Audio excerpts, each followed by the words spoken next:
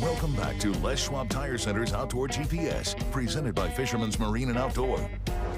Welcome back, everyone. Now, in recent years, we've had technology advancements like we always do, it seems like, when you're talking about fish finders, right? Now, there's a huge debate going on in the professional bass angling arena for a reason. They just recently had the Bassmaster Classic, and the individual that won it by basically playing a video game and having very little experience in comparison to some of the bigger names in the BASS world, right? Now, here in the Northwest, bass fishing is a huge thing, but back east, it is a massive thing. This technology is really, really impressive. Now, in the realm of tournament fishing, I can absolutely see the debate. It's taking away from just the skill and experience that it takes to be successful.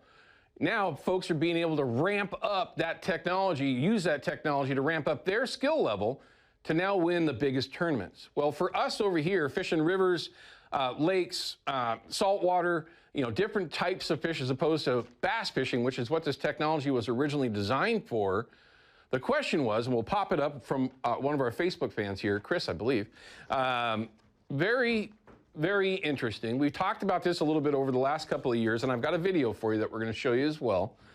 Have you tried the Garmin LiveScope on the river? If so, how does it work? Now, first things first, there's more than just one version. There's a LiveScope from Garmin, there's MegaLive from Humminbird, and there's an argument between which one's better or not, and this and that, like there always is when you're talking about companies of that size. So I'm not going to get into that. It just is what it is. They're both very, very good in producing what you're going to see here.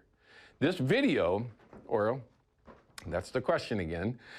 This video was from John Schlemiko last year, not too far away from the exact same date. That's a salmon coming up and snipping a herring with the fish flash up in front of it.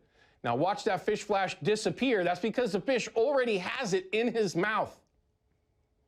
The fish has already moved off and is now realizing, oh, and is now already just pinned. Look at John's rod from the front of the boat. That's the technology that Chris is asking about. That's what he's curious about, is if this technology that you can point in any direction that you want, in this case, John is pointing it directly at his bait, which is below his transom, and he's got his transducer for that system looking at his herring and his fish flash. And if you can't see what the advantages would be, I'm sorry, but that is an advantage. That is something that as a Northwest angler, we're not fishing tournaments, we're not competing with others, we're not taking money out of somebody else's pocket that very well could be just 10 times better at it than you are. Okay, this is not the BASS. We're meat fishermen. We're out here with $100,000 sleds, which, by the way, you don't have to have in order to outfish us all. Trust me. Go to the bank, put a fish rod into the sand or the rocks, and learn how to plunk. You're going to outfish everybody. That's a true story.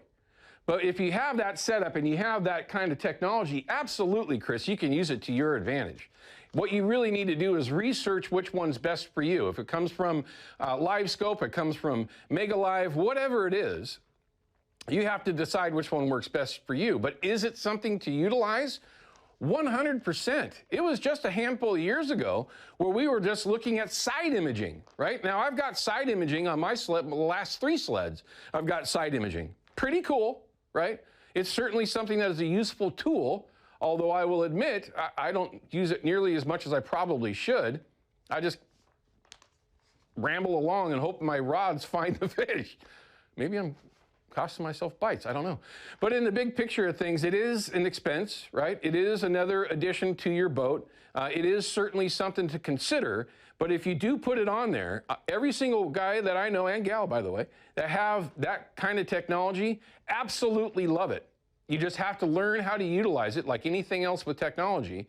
Once you do, you can do exactly what Mr. Schlemiko just showed you with the video that he supplied for us last year. It's like a video game.